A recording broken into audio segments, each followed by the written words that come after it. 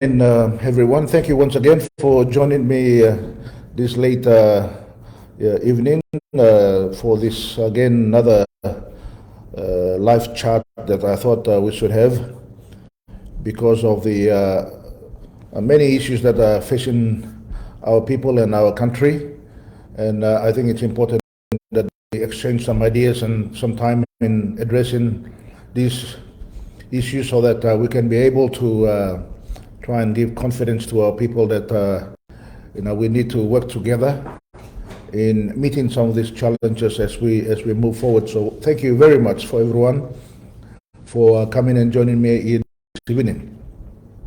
But before I say that, I've been down to Alatau for a few days, and I want to thank my good friends in Alatau, especially the people in our ward. Thank you very much for the last 2 days that I spent with you, and it was a wonderful experience, and some of the good work the councillors and the churches that are doing down in those communities. You are great, doing a great job for our people, and please continue to do that. And big thank you going out to the local member, Ricky Morris, who is a first-time MP, doing an excellent job for his people and for our country. And I thank him and his DDA for it. But today we're going to just touch on a few issues right across the board that is presently our people and our country are facing, particularly the economic challenges that are before us. As we all know now, the economy is very much in a situation where it is not performing well. It is not in recession, but it is almost there. And there are many challenges.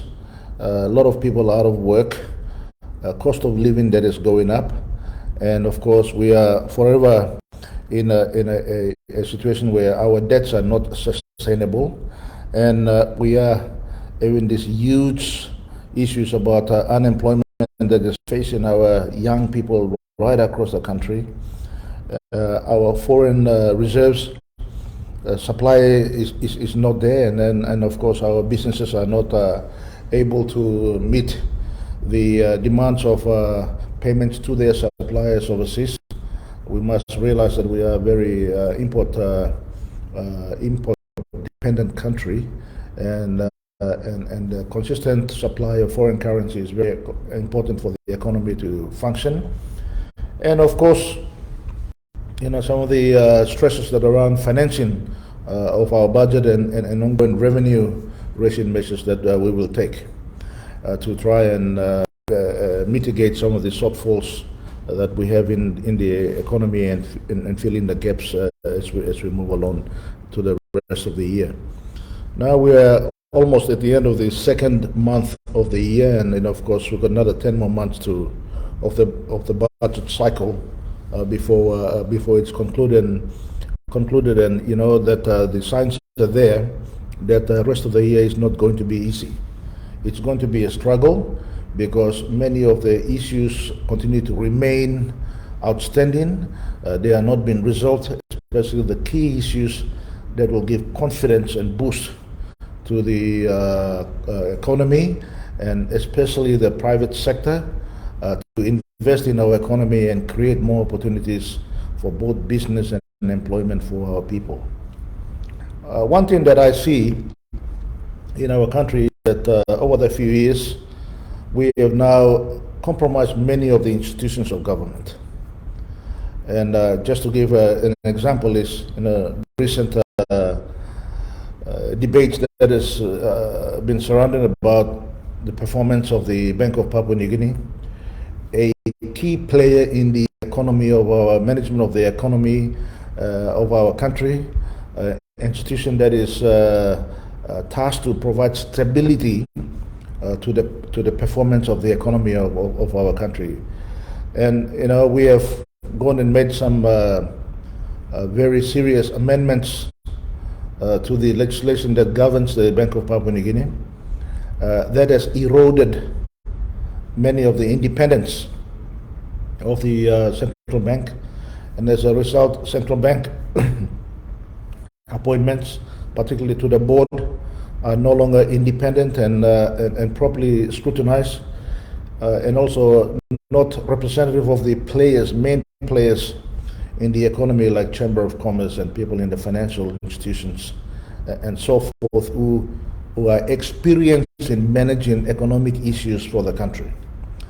Since independence in 1975, and similar to many of the Westminster style of governments around the country, around the world, and of course similar democratic economies that perform perform like ours in PNG, they have always tried to maintain the independence of the central banks.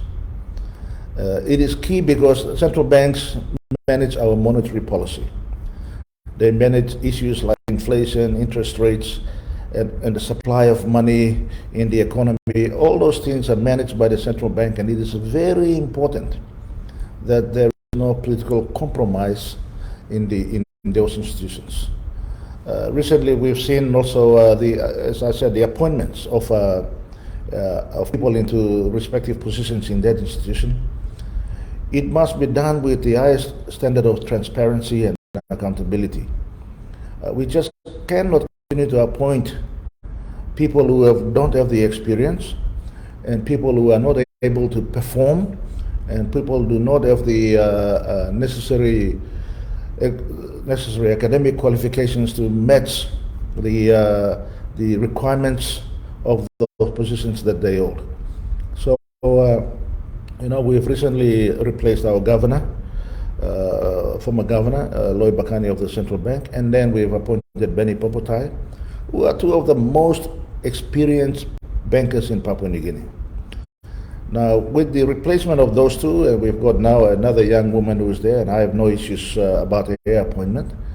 But, these are Papua New Guineans who are still in the country, who are still active, they're still in good health, who should be also allowed to participate, whether at the management level or at the board level, to give stability and give their experience into managing crisis like the economic crisis that we are facing today. And the central bank's independent contribution is very important to mitigating these challenges we have in the economy. So maintaining an independence of that institution is also is equally important as maintaining the issues and the independence of the performance of departments like Treasury and Finance. Today we see, outside consultants being brought in to manage these institutions, and as a result, they have got, with due respect to their experience and their qualifications, they do not possess PNG experience. They've got Western experience, and they do not understand our social makeup of our country and the challenges, unique challenges that we face in our country. These two institutions, like Treasury, has been tasked to maintain the fiscal policy of our government. They are responsible for raising revenue. They're responsible of maintaining expenditure in line with budgets, and of course, they're tasked to carrying out the programs and the policies of government. But it must be done with discipline and care, so that it does not destabilize the economy. And the kind of people that we engage and employ and appoint reflects largely the performance of the economy, because these people are there to make decisions and interventions that will try and stabilize the crisis that the economy is facing. As I said, today the economy, indications are there very much for all of us to see, and I don't want to continue to talk about it, but when you look at the economy's performance, firstly, the only way the economy will grow is not because of governments, individuals' interventions and performance. There must be this strong partnership between the private sector. The private sector is the only institutions, and businesses are the only institution that will bring investment, new investment into the country. They are the only institutions, apart from salaries and wages tax that we all pay, but they are the only people who are paying corporate tax and all the other taxes that we collect, so that we can then meet as taxes, so that we can meet the public expenditure that we put up in the budgets. If there is no growth in the private sector, we will continue to face these problems. What has happened over the last few years is that the investor confidence in our country, and of course the way we make decisions, the way we set policies, has eroded because of lack of consistency and lack of stability of the policies that we make. Now, the policies may be right, may be wrong, but consistent changes in decision-making process undermines those policies as well.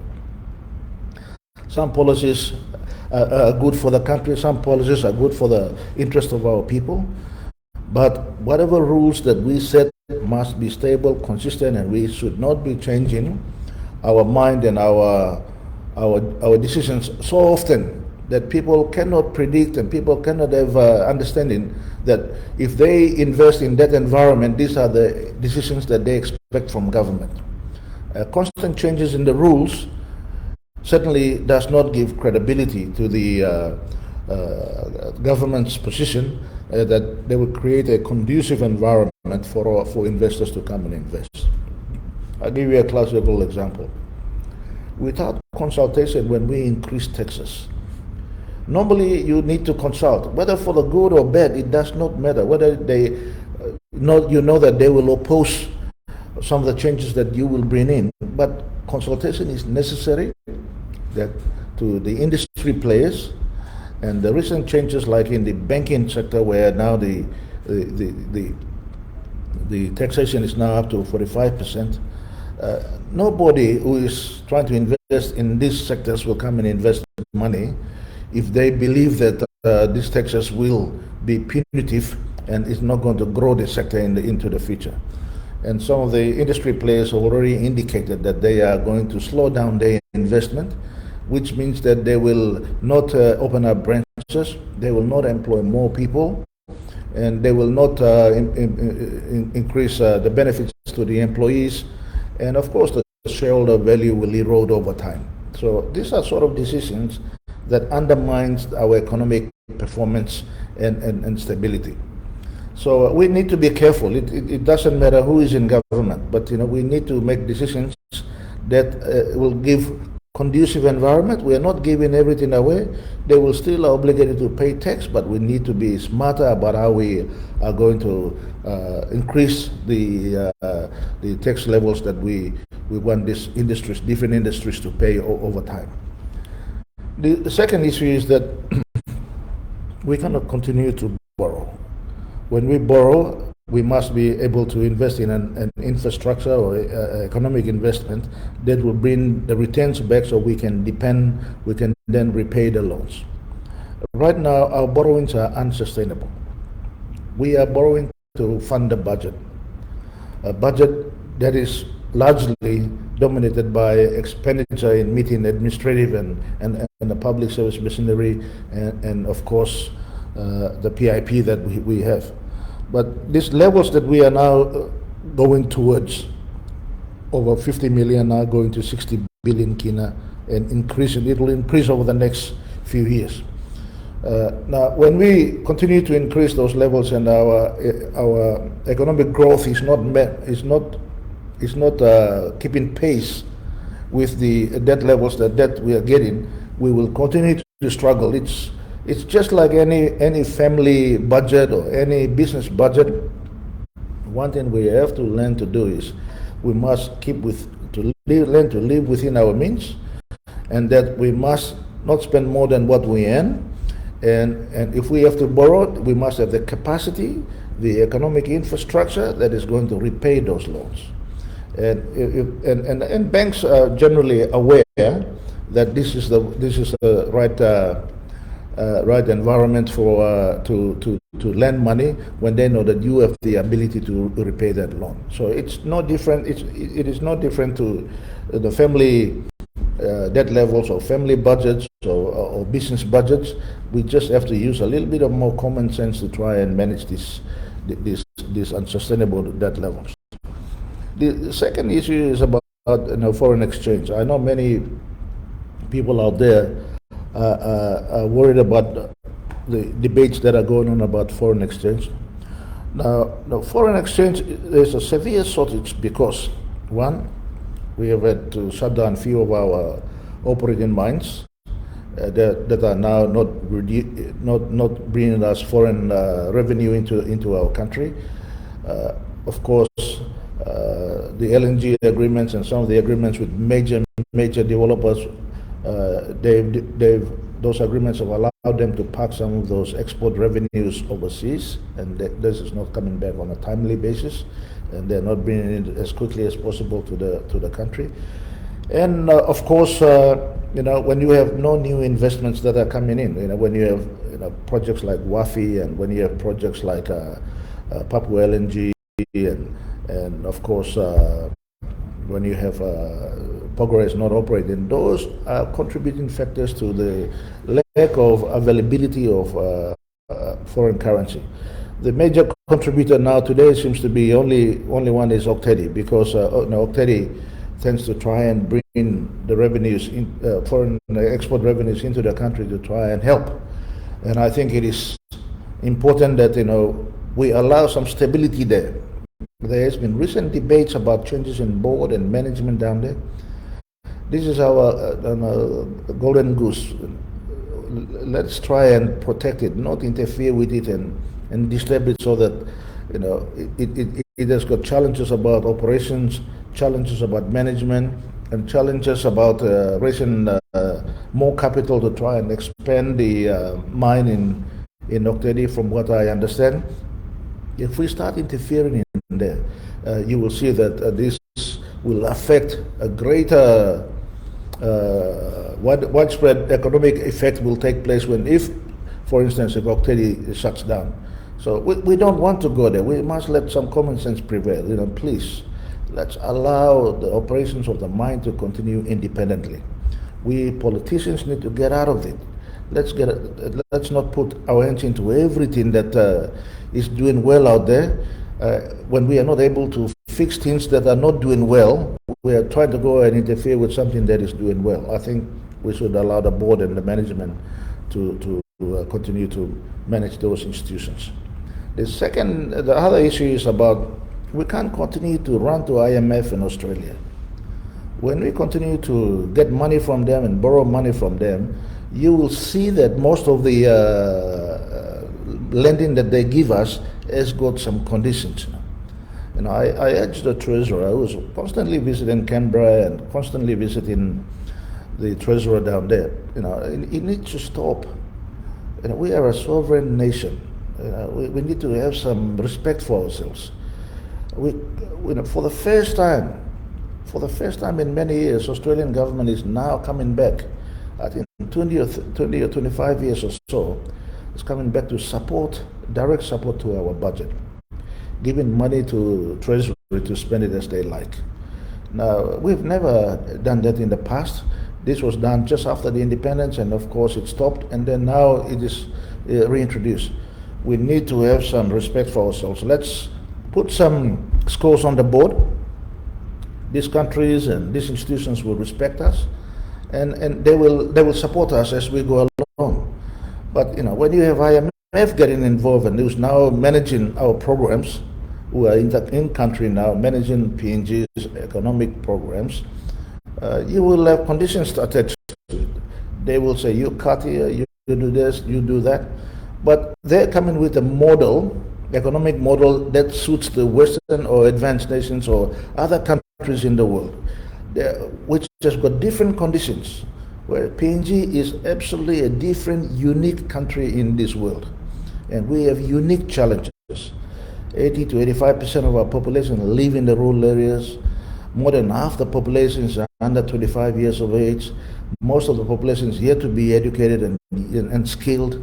These are huge challenges, and they require different sets of approach that will be able to meet those challenges and most of the problems that our people face over time.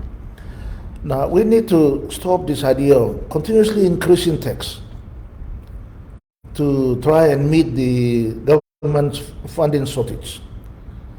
When you continue to milk a cow and the cow runs out of milk, you will find that you will have nothing left to get the milk to feed a family or make cheese or all the other byproducts that milks do. But this is an example. Continuing to tax businesses, they will shut down because they will say, listen, what am I investing my money for into this business when I am taxed out of it? So if people are making money, you want to encourage them to reinvest and employ more people and pay more tax. The only way is to stabilize the tax regime or either reduce it to encourage business. As I have said before in this communication that we are having, that you look at recent, not many years ago in the United States when President Donald Trump had a huge cut in the corporate tax and personal taxes in the United States. That is when United States economy was in recession. It immediately turned the economy around. And that means that you are increasing the tax base across the country. So more and more people are paying tax rather than avoiding tax. Today you have a situation where very few people are paying tax. Many of the people who are in business are avoiding tax, and we need to go after these people. We need to ensure that there is compliance and people are paying tax a fair share that everybody else needs to pay the equal amount of tax. So this is government services and assets are used by everybody. Everybody using it: roads, bridges, airports, wharves. These are assets built by government and the public. If you are using that, you need to pay your tax so that we are able to have our fair share of payment and lifting the problems that we have in the country. So I think today we have a high cost of living, and of course the inflation is going up, and you can see the prices of things increasing on a regular basis. It's not going to stop because we have run out of reserves to do the intervention. I think in the recent budget some money was put in there, but it is only, most of it is going to supporting the fuel and energy industry. It is not going to support the mothers and fathers and the kids who are struggling to put food on the table every day, every night. So I think we need to, as a country, need to rethink this again and see how we can directly be able to assist our people with the limited funds that we have. And the way we can do that is we need to stop this unnecessary spending on non-priority areas. When we have budget, we think that we need to put a long list of programs and policy and programs that we need to fund. Many a times you will say that we are funding these projects will not make the huge impact into a wider number of people or a larger population. So I think we need to take stock, cut back on these unnecessary and non-priority areas, save the money and direct it into social programs and institutions that is going to serve our people: health, education, and infrastructure that's going to open up markets for them. And those are kind of areas that we should be spending on. And these small pet projects here and there, it's unnecessary. We can do it when we have economic growth and our budget is in surplus and there's enough money for us to go around doing everything. But I think you will find that we don't have enough money. We've been running a consistent deficit, increasing deficit budget for the last few years, and it is not going to help because you are borrowing money to fund that kind of budget where you not have enough internal revenue to meet it. So I think it is important that we cut back on unnecessary spending and keeping programs that are not going to benefit the rest of us. The other thing is that we have to stop spending money because it is politically convenient for political support and political gain. Politics will be here whether we are in office or out of office. Politics will be here when we are dead and gone. But the country's integrity, country's preservation is very important. Saving the people is very important. And political support is not going to save the people. It is not going to. It's only going to save individuals. We need to enter into programs that are going to save our people. And I think the expenditures that go into this kind of programs need to stop. As I said earlier, the other issue is that key institutions like the Bank of Papua New Guinea, when you look at the institutions like the judiciary, when you look at the institutions of the public service missionary, these are institutions that uphold the integrity of government and integrity of the system of government we have in the country, the democracy that we enjoy in the country. If we continue to compromise and undermine these institutions, the country is going to slowly collapse. It will erode away and everybody will do their own thing. So we need to invest into trying to maintain very strong law and order, strong judiciary, and give the independence of the central bank. I urge government relook at it and repeal the acts that the appointments and the changes to the Central Bank Act that we have just recently passed. It is not in the best interest of our country and our people. It must be repealed. And I think I support many of the debates that are taking place that we are able to that supporting this call, and I think it's important. We need to, as I said earlier, again borrow money in productive use of that money, and stop borrowing money unnecessarily because it's available. We need to invest in infrastructure that is going to build the economy. It will going to save the economy. It will save our people and create jobs for our people. If they meet those criteria, borrow money and invest. But just going ahead to borrow money unnecessarily, that is going to be a burden to our society and our people, is going to be a problem. I was in Alata with the good member for Alata, Honorable Ricky Morris, for the launching of support for the mothers, and East District's DSIP being used to support the mothers in MSME and the women's loan groups. And I want to say thank you to my bank, and I want to say thank you to the Mama Bank. These are two institutions, Papua New Guineans. I urge you to go up and open a savings account, go and open up a business account, go and, if you have extra money, go and put a term deposit in this account, so because they are lending to our people, our small people. Now, nobody else is going to come and support these people, and I'm very thankful that members like Ricky Morris are investing in these institutions, where they're touching lives of many small Papua New Guineans with small loans, 10, 20,000, 5,000, 50,000 to set up their business, and of course the funds that have been provided by the member is providing equity. And I urge the managers of those institutions like the Mama Bank and my bank, please work with many of our members. Some of us up in the islands, we don't have banking services. Come and see us. We'll partner you like you are doing down in the coast in many of the coastal districts. But there's a large population also missing, and we are quite happy to partner that. This is a very good initiative. Government must put money in these banks. They are lending money directly. I think we've had enough of the support that we have given to NDB and Agriculture Bank and all those. The legacy issues are killing the initiatives that governments are putting for this sector, SME and MSME. We need to put money into the institutions that are working, and I think Mama Bank and my bank, and they're starting in the right direction, and I think we need to support it. I know that my bank, I think Kenya Bank and a few others are investing in this. I urge the big banks to start investing in those banks also, so that they can be able to lend the money to our small people where they are not able to reach it. Because many big banks are only worried about security and the security of their loans.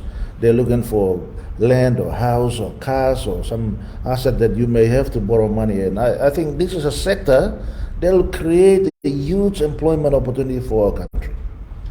because it'll employ families. If there's a small SME or MSME, you will find that it will employ the direct family, husband, wife, kids, grandfather, grandmother, extended family if it gets bigger. So the family are going to firstly have the small business that's going to give them employment and some income.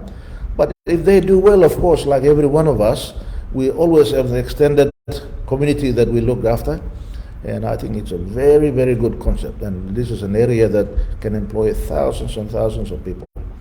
And the message I got down there was that, everybody in Papua New Guinea always wants to go, and especially in the SME and MSME sector. If someone buys a bus, we all run to go and buy a bus. If someone does a small trade store, we all want to go and do a small trade store. I mean, that is fine. That's everybody's right to do that. But when everybody owns a trade store and everybody owns a bus, we will be all looking for customers. So if somebody in my village is doing bus, all right, let him do the buses. Somebody should go and do a trade store. Somebody should go and do a little workshop or something if he's a mechanic, electrical contractor if he's a contractor, carpenter if he's a carpenter, plumber if he's a plumber. So specialize in those sort of training and experience that each one of us have and build on it.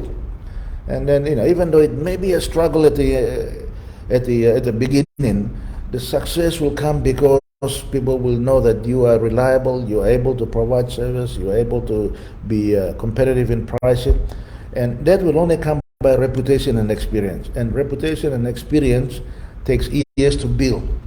And it won't be success. You won't be a multi-millionaire overnight. Don't listen to all this rubbish that's going on where they say, listen, tomorrow you can make quick money, easy money. I'll give you 100%. Some of these pyramid schemes that are going on.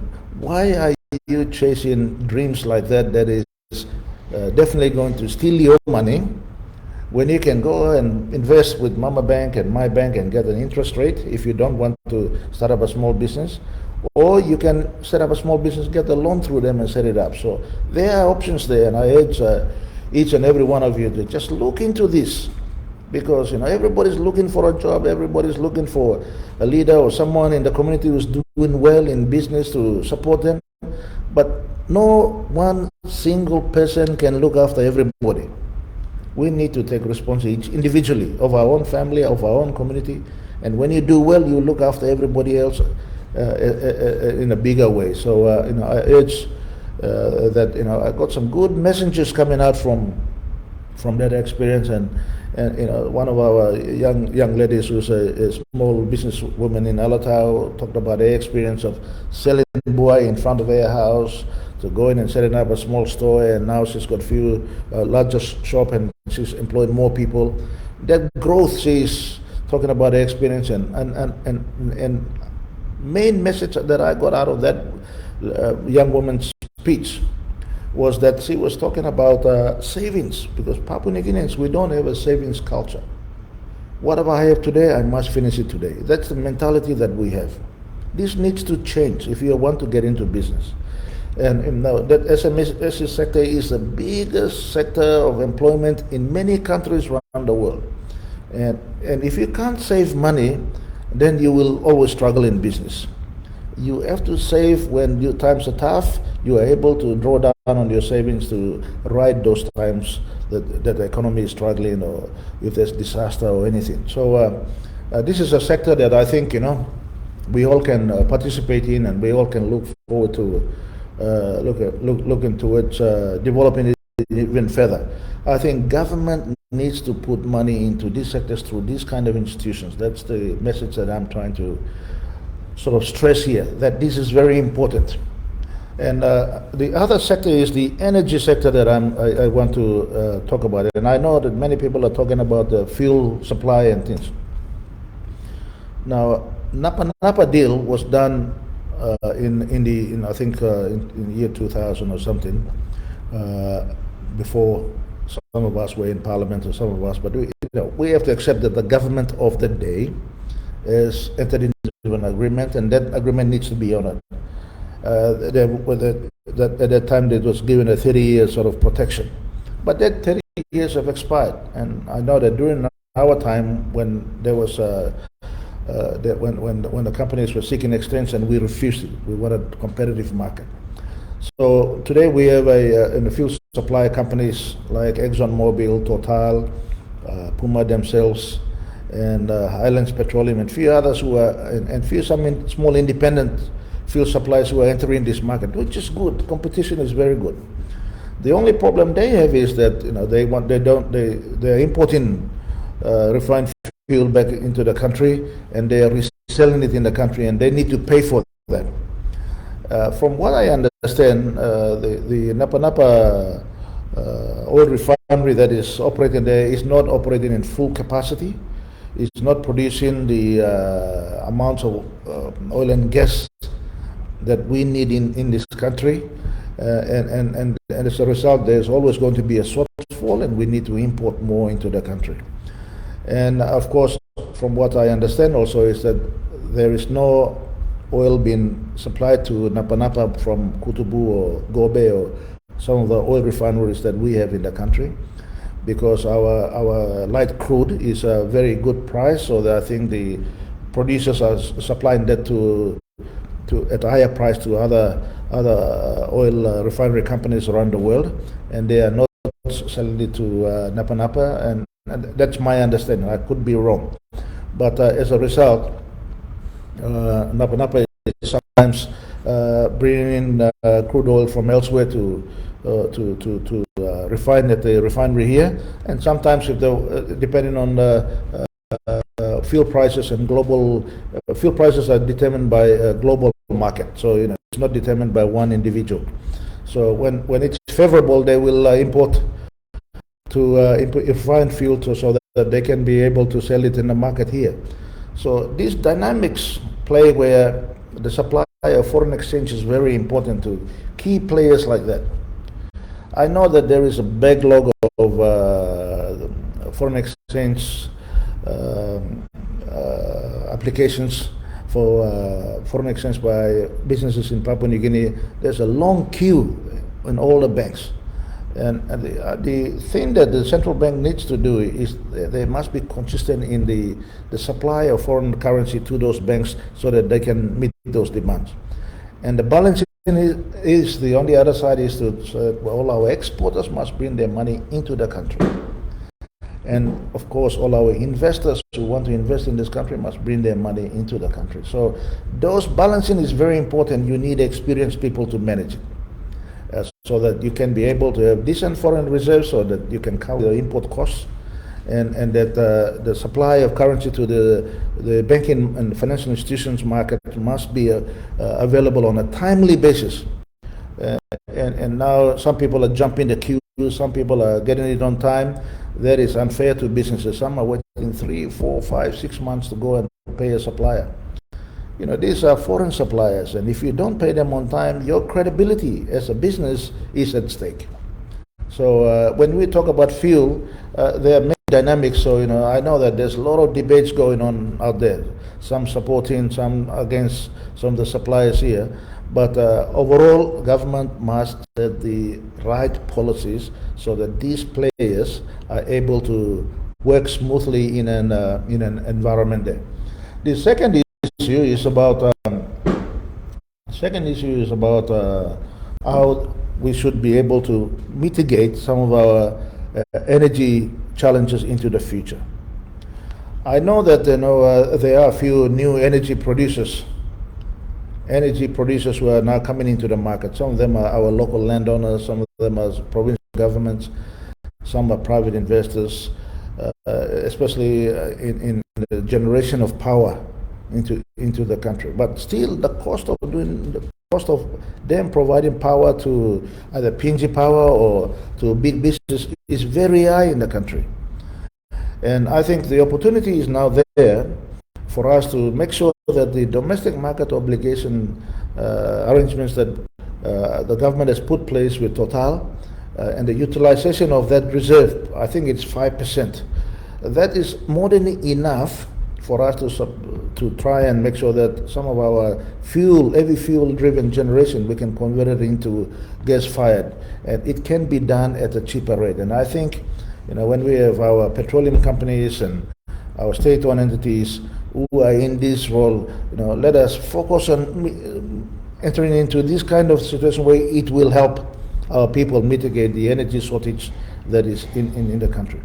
Energy is very important, not only for consumption of fuel, consumption of energy by our families, but also by businesses. The industry will prosper because energy is reliable and cheap. And when it is reliable and cheap, you will see that the industries will start growing and reinvesting and making sure that you are able to employ more people, and they themselves, of course, will get a good return. And when they get a good return in any investment, they will be encouraged to invest more. So it is a cycle that you need to continue to feed so that it is able to function and perform. So I think it's important that is the case.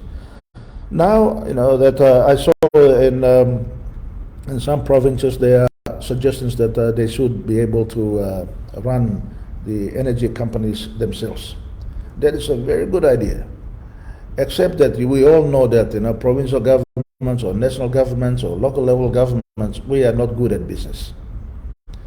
So my encouragement is that PNG Power should now start thinking about selling in isolated areas like Alotau or Pomondeta or even Ley, for that matter, who are not on the grid.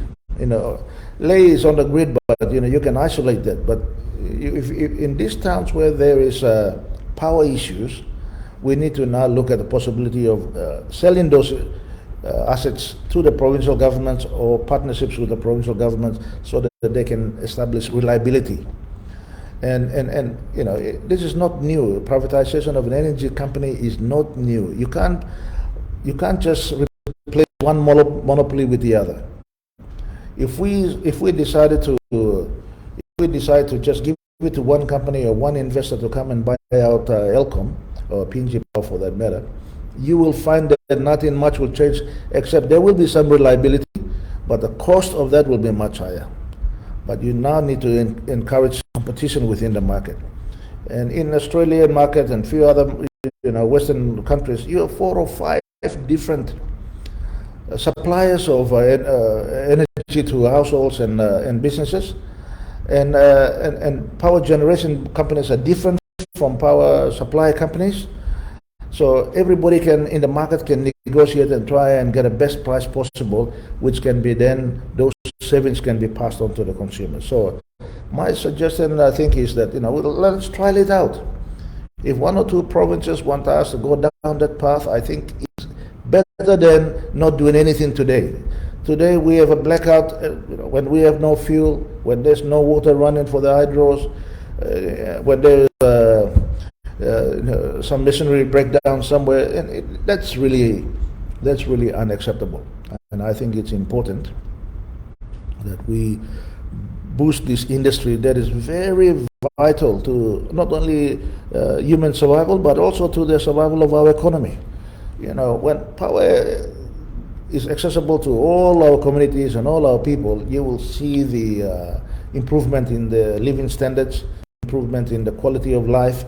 And I think energy. So we must look outside the box. And I think the suggestion that some of these provinces go down and let's do a competitive bidding, get private sector partnership with provincial governments or local level governments, and come in and try and take responsibility of looking after those areas and provision of cheaper and more reliable power services. Now, on the issue of and I know there's been a lot of questions that are been put forward to me even before the live chat tonight. I want to say that it is important that we address a few very important issues that are floating around for us to address, and one of them is the big one is unemployment. Please, let's get Pogora back on track. Enough of talking, enough of going around negotiations, enough of all these trips and everything. Let's just stop and take stock of what we have, admit our mistakes, and let's move forward. That needs to happen for people in not only in Pogara but also our local businessmen, all the truckies. 3 years, some of them now left. The trucks have been sold, the houses have been sold, mortgages have been sold. It is just enough. So I urge government, whoever is responsible for these negotiations, whoever is responsible for, let's get it back on track. Stop procrastinating, stop delaying, stop talking, just get it done. The second issue is now that I'm very happy to see that the Morobe provincial government has withdrawn the cases on Wafi and Golpu. This is a project that will employ probably 15 to 20,000 people on my understanding. Please, let's get it, give them the clearance and let them start. They are not new investors in the country. And if the provincial government and the landowners and the investor wants to proceed with the thing, why is government all in onto this? What seems to be the problem? There shouldn't be any delays. There's enough of just talking and carrying on. We need jobs. We need businesses. We need our landowners to benefit. We need our provincial government to benefit. Internal revenue for them, and national government to collect taxes. I think it's important that we, get that going. And it's, jobs is very important. It's something that is necessary, and I think it's right that we do. Now, Papua LNG, I know that discussions and agreements have been signed, but I understand that final investment decision will be made very, very soon. Again, even if final investment decision is made, this project needs to go out and raise money from 16 or 17 international, or probably more than 20 international banks who are going to put, probably, I can't remember the cost of it, but it's, I think, say about 12 or 13 billion or 14 billion US dollar. Now, that's close to 40 billion kina investment. And to raise that kind of money, not only one bank will fund it. It'll require so many banks. Now, what we need to do as government is to give confidence about investment climate in the country. And just going around and having this unnecessary hard talk where you are just chasing investors away. None of the banks will, they will put so many unnecessary conditions that by the time we get the project going, it'll mean that, the cost of doing that project will be much higher, and then the returns to us will be much lower because of the frustrations and the protections that these banks will seek. They will ask for this security and that condition, and the list will continue to go on. And we've got a bit of experience understanding that, because when we did PNG LNG, the bank negotiations were much tougher than negotiating with the developer. The developer will put some money, but they're not going to put all the money. They need to go out and borrow money. I think the rule is 30-70. They put 30% equity and 70% borrowing. So, but there is still a big borrowing. I know that LNG prices are good. It will continue to remain like that because of energy demands right across the world. But we need to be careful, because we are not the only LNG project that is happening across the world. There are many others that are happening, and we are competing with them for this same investment dollar that is coming on. So I understand that. That is the way that is going to be. The other issue that comes to mind other than the economy is that people are talking about the recent discussions that are going on about politics on the issue of the voting of the Prime Minister by the people. Well, I support anything that will, any democratic process that will give our people the freedom to vote and vote in the right manner and make their choices of leaders in the right manner. That I support fully. Whether it's be voted by Parliament or voted by the people, the process needs to be clear and, of course, not corrupted as we have seen in the past few elections. This hijacking of boxes, it is double voting, and of course, compromise of our government agencies who are conducting the elections, compromising of the individuals who are conducting these elections. We now can see the evidences before the courts, and we read about all these stories about how certain people have been influencing the elections. And now we've got a record number of petitions going before the court. That must teach us some example. And I don't want to, I've tried to remain calm about this issue because I don't want people to think that, we lost the election, so Peter O'Neill is complaining. I've tried to accept the fact that what has happened. Let's move on. But if we are going to make changes, it must be for the better. And my concern is the people who are reviewing the election process and everything are the same politicians who have hijacked the process, who have corrupted the process. And now we are tasking ourselves to review the process.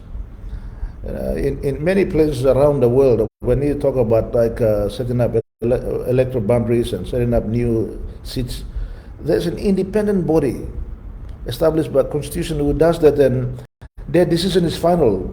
Parliament or politicians cannot influence it.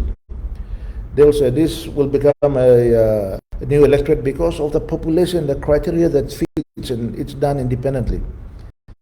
We now, politicians, are putting boundaries and doing surveys, and we are the beneficiaries of all this, and I think it's wrong to participate in that kind of process. And of course, I understand that one of the reasons why we want to go to is that we will get the biometric elections process coming into shape. But so far, no action has been taken. Nobody's talking about it. Nobody is trying to even implement this new system that we've been looking to it. Or there will be few by-elections coming up. We have to test this so that it is working and people have confidence in it. And I think it's important that before we come up with a new system of voting, a new system of electing our leaders, we need to make sure that the basics are right. There must be a census immediately. We've been talking about that census. We have to put that census. We've got to improve the registration of our common roll and updating of that common roll. That's not been done. These are issues that has been legacy issues, and we admit that some of our people who we have tasked to do that have let us down. But listen, that has happened. We can't keep on blaming anybody. We just need to get on with it and get started. So I think it's important that I support the idea that the people should have their choice. That's fine. If it's the people's wish that Parliament should elect the leaders, that's fine too. But we need to get moving with it. I think some of the so-called reviews and consultations that are going on, I want to say that we have had Constitutional Review Commission that has been established by law, and these issues that we are talking about, there are many reports already tabled in Parliament, and that institution, independent institution, has already produced. I don't know, for some reasons, the current Secretary for the Department of Attorney General and Justice, who's been a director for that institution for many years, is not advising the government. That they've gone throughout the country, they've talked to all the LLGs, and they've talked to all the districts and provinces, and the recommendations are there already. Why can't you review the recommendations, adapt the ones you think it will best serve our people, rather than wasting money, going back and redoing all the so-called consultations again and again? What are you going to... You will not get a different outcome. You've already got the results that the people want you to implement. It's already there under the recommendations. So I think it's important that we go through it. I have also, the people talking about the increase of funding to the districts and funding to the DSIP to be to the recent announcement by James Marape that we will increase it to 20 million kina.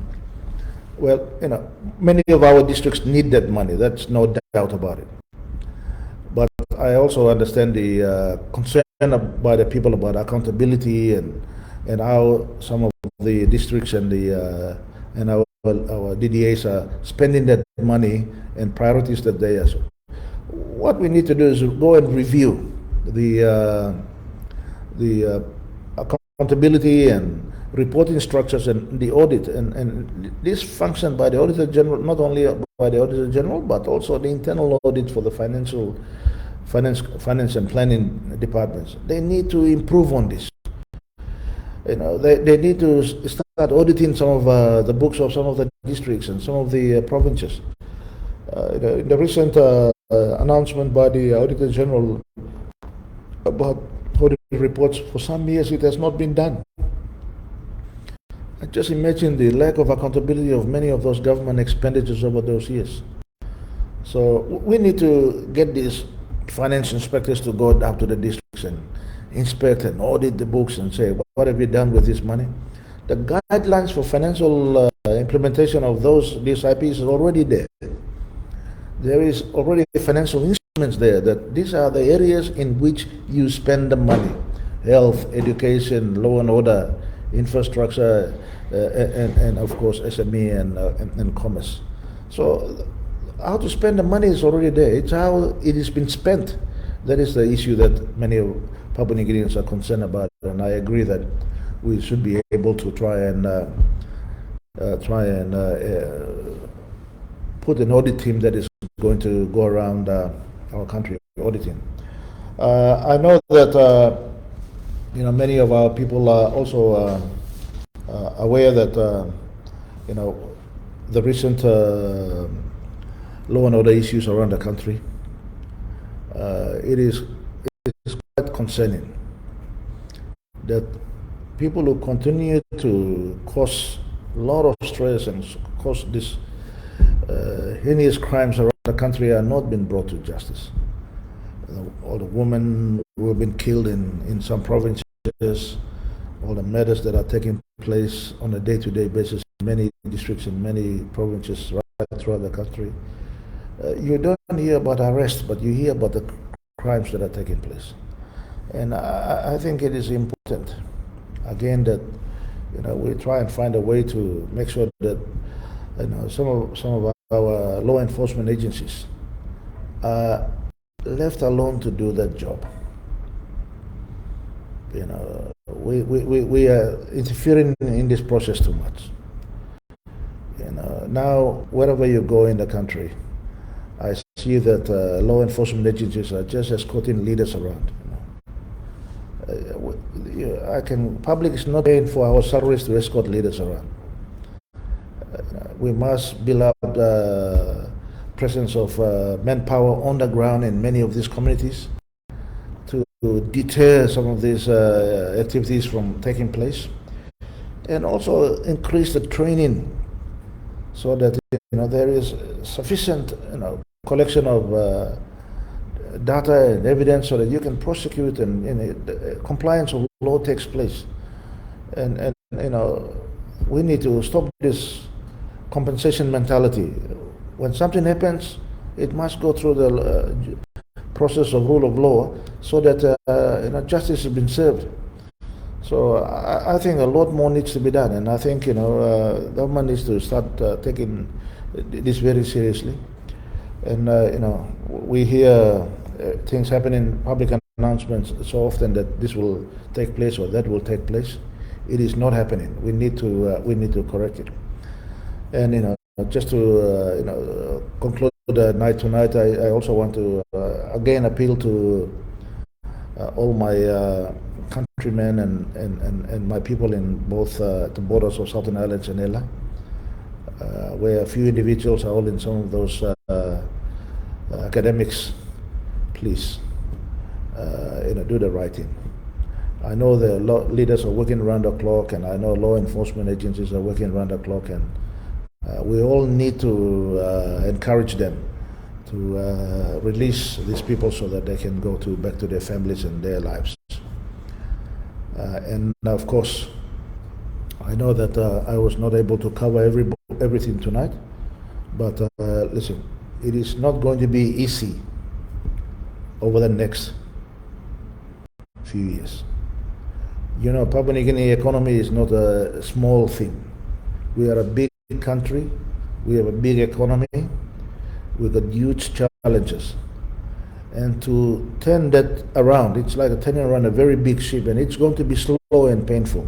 Turning the economy around to back to growth and making sure that there is confidence and things. It's not going to be easy. So it needs a lot of us to work together. You know, we can be differences in opinion about life, politics and business and anything, but we still live in the same country. We still have to make sure that our country continues to prosper, and then our people will prosper and our families will prosper. So once again, thank you very much for joining me here tonight. I want to say that, you know, continue to send questions and comments and things. I will respond to as many and as possible. I might not be specifically responding to each and individual one of them, but I will try and cover the topics and issues that are there. But you know, in Parliament and in leadership, there are good leaders who are taking some of these issues on board and asking questions on the floor and taking it on. We need to encourage them. And so, you know, you need to talk to your local leader to speak for you, stand up for you, talk about these issues that is affecting you on a day-to-day basis. We need to stop this end-out mentality and get on with empowering our people so they can be able to have a truly productive and quality life.